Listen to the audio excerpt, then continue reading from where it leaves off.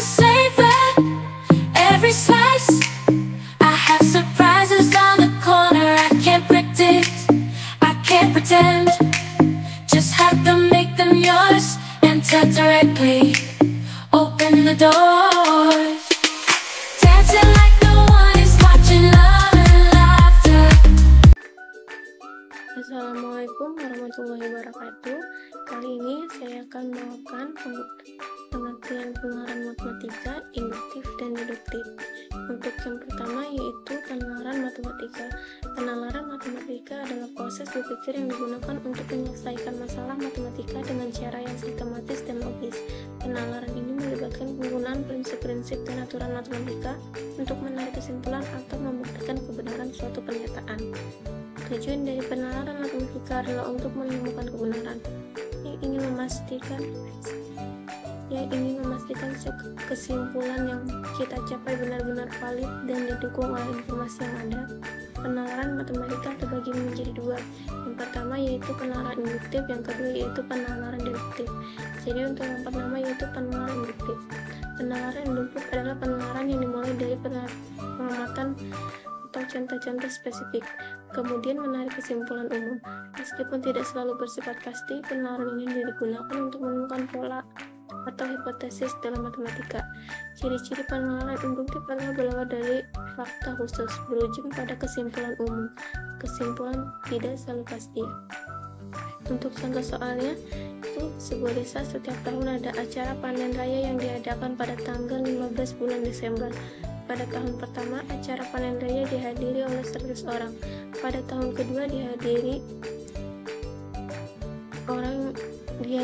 meningkat menjadi 150 orang. Pada tahun ketiga, jumlah orang yang hadir kembali meningkat menjadi 200 orang. Yang ditanya berapa jumlah orang yang akan hadir pada acara panen raya tahun keempat. Untuk penyelesaian soalnya itu kita akan menggunakan penalaran induktif yang menarik kesimpulan berdasarkan pola yang ada.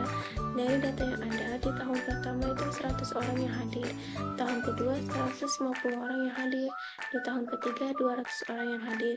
Diperhatikan bahwa jumlah orang yang hadir akan meningkat 50 orang setiap tahunnya. Jadi buka kurung siku 150 dikurang 100 sama dengan 50 satu kurung siku, dan buka kurung siku 200 dikurang 150 sama dengan 50 satu kurung siku. Ini menunjukkan adanya pola pertambahan 50 orang setiap tahunnya. Pada tahun keempat, jumlah orang yang hadir akan bertambah lagi sebanyak 50 orang. Jadi jumlah orang yang hadir pada tahun keempat adalah buka kurung siku 200 ditambah 50 sama dengan 250 kurung siku. Jadi untuk di tahun keempat yang hadir sebanyak 250 orang. Selanjutnya yaitu yang kedua, penalaran deduktif. Penalaran deduktif adalah penalaran yang dimulai dari prinsip umum atau teori yang sudah diketahui untuk menghasilkan kesimpulan yang spesifik. Proses ini mengikuti langkah-langkah logis yang ketat dan bersifat pasti. Ciri-ciri penalaran deduktif ialah dimulai dari bentuk umum ke khusus, bergantung pada aksioma dan definisi, kesimpulan yang tepat, proses yang logis dan sistematis, kesimpulan yang dihasilkan bersifat universal. Untuk yang soalnya itu, di sebuah toko buku terdapat promo yang menarik. Setiap pembelian buku dengan harga lebih dari 100.000 akan mendapatkan diskon 10%.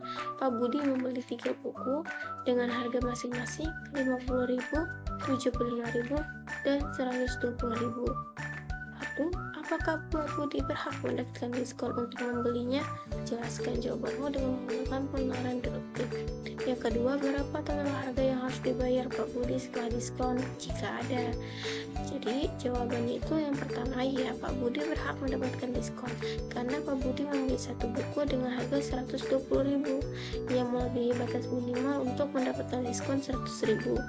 Yang kedua, total harga yang harus dibayar Pak Budi adalah 225.000. Berikut langkah-langkah perhitungannya. Total harga diskon Sebelum diskon itu 50.000 ditambah 75.000 ditambah 120.000 sama dengan 245.000. Diskonnya 120.000 dikali 10% sama dengan 12.000. Jadi total harga setelah diskon 245.000 dikurang 12.000 hasil dari diskon tadi ditambah sama dengan 233.000. Untuk pengeluaran deduktif, premis 1, setiap pembelian buku dengan harga lebih dari 100 akan mendapatkan diskon 10%. Premis 2, Pak Budi membelikan satu buku dengan harga 120.000 yang melebihi batas minimal untuk mendapatkan diskon. Oleh karena itu, Pak Budi berhak mendapatkan diskon untuk pembeliannya. Sekian dari saya. Wassalamualaikum warahmatullahi wabarakatuh. Konjungsi dalam matematika merujuk pada salah satu jenis operasi logika yang menghubungkan dua proposisi atau pernyataan dengan kata dan atau simbol A. Konjungsi menghasilkan nilai benar atau true hanya jika kedua proposisi yang digabungkan adalah benar. Jika salah satu atau kedua proposisi tersebut salah, maka hasil konjungsi tersebut adalah salah atau false. Kita akan ke contoh soal. Sebuah toko kue menawarkan promo penarik untuk pembelian kue. Promo tersebut berbunyi, pelanggan mendapatkan diskon 10% jika mereka membeli kue tart dan membayar dengan kartu kredit. Nah, pertanyaannya, Pak Adi membeli kue tart dan membayar dengan uang tunai. Berapa diskon yang didapat Pak Adi? Jelaskan jawabanmu dengan menggunakan aturan konjungsi. Untuk penyelesaiannya adalah, Pak Adi tidak mendapatkan diskon. Aturan konjungsi menyatakan bahwa pelanggan harus membeli kue tart dan membayar dengan kartu kredit untuk mendapatkan diskon 10%. Namun, Pak Adi hanya memenuhi satu syarat, yaitu membeli kue tart tetapi tidak membayar dengan kartu kredit. Selanjutnya adalah implikasi. Implikasi adalah sebuah hubungan logis antara dua pernyataan yang biasanya ditulis dalam bentuk jika P, maka Q. Di mana P disebut hipotesis atau premis, sedangkan Q disebut kesimpulan. Selanjutnya kita akan ke contoh soal implikasi. Di sebuah sekolah terdapat dua jenis aktivitas ekstrakurikuler, yaitu basket dan bulu tangkis. Setiap siswa yang mengikuti ekstrakurikuler basket harus mengikuti kegiatan senam setiap minggu. Sedangkan siswa yang mengikuti ekstrakurikuler bulu tangkis tidak diwajibkan mengikuti senam. Baik, pertama-tama, kita harus menulis kalimat implikasi yang sesuai dengan cerita tersebut, kemudian tentukan apakah kalimat implikasi tersebut benar atau salah. Jika siswa mengikuti ekstrakurikuler basket, maka siswa tersebut mengikuti senam. Jika siswa mengikuti ekstrakurikuler bulu tangkis, maka siswa tersebut mengikuti senam. Baik, untuk penyelesaiannya, yang pertama, jika seorang siswa mengikuti ekstrakurikuler basket, maka siswa tersebut wajib mengikuti senam. Ini bisa ditulis dalam bentuk implikasi. Jika A, siswa mengikuti basket, maka B, siswa mengikuti senam. Yang kedua, jika seorang siswa mengikuti ekstrakurikuler bulu tangkis, maka siswa tersebut tidak wajib mengikuti senam. Implikasinya adalah, jika C, siswa mengikuti bulu tangkis, maka bukan B, siswa tidak mengikuti senam.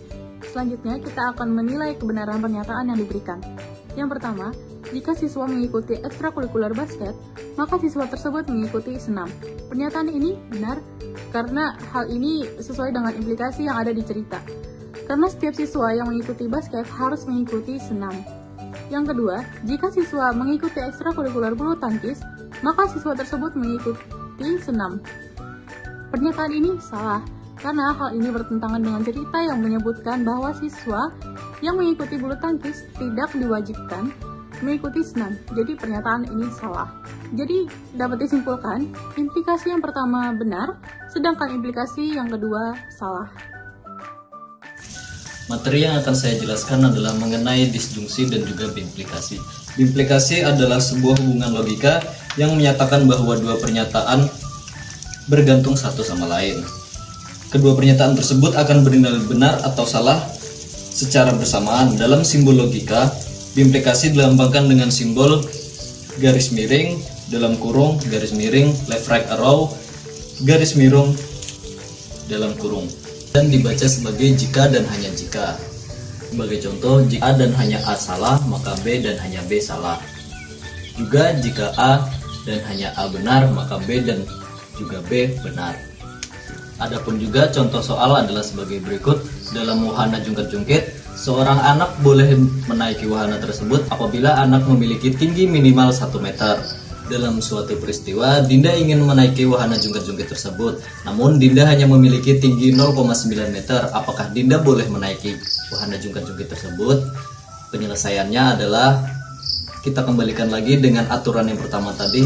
Anak-anak boleh menaiki wahana jungkat-jungkit apabila memiliki tinggi minimal 1 meter. Dinda tidak memenuhi kriteria minimal untuk menaiki wahana jungkat-jungkit tersebut. Dua adalah materi disjungsi. Disjungsi dalam matematika adalah operasi logika yang menggabungkan dua proposisi dengan kata atau dalam kurung dilambangkan dengan simbol V. Disjungsi antara dua proporsi P dan Q juga ditulis sebagai disjungsi P, V, Q. Bernilai benar apabila salah satu dari proporsi tersebut benar, namun bernilai salah apabila kedua proporsi tersebut merupakan salah. Adapun sebagai contohnya adalah jika P adalah hari ini hujan dan Q adalah saya membawa payung, maka fungsinya adalah jika hari ini hujan maka saya membawa payung.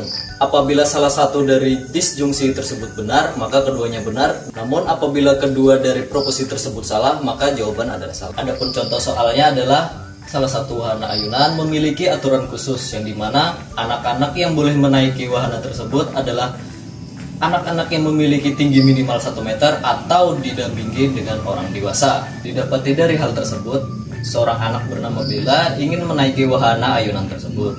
Namun ia hanya memiliki tinggi badan 0,8 meter tetapi didampingi oleh ibunya.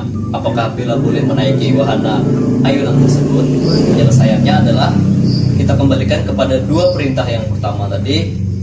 Hanya anak dengan minimal tinggi 1 meter hanya boleh menaiki wahana ayunan atau didampingi dengan orang dewasa. Sebagaimana Bella tidak memenuhi kriteria tinggi badan, namun ia memenuhi kriteria lainnya yang dimana mewajibkan membawa orang dewasa. Maka didapat dari hal tersebut, Bella boleh menaiki wahana ayunan tersebut. Demikian dari saya.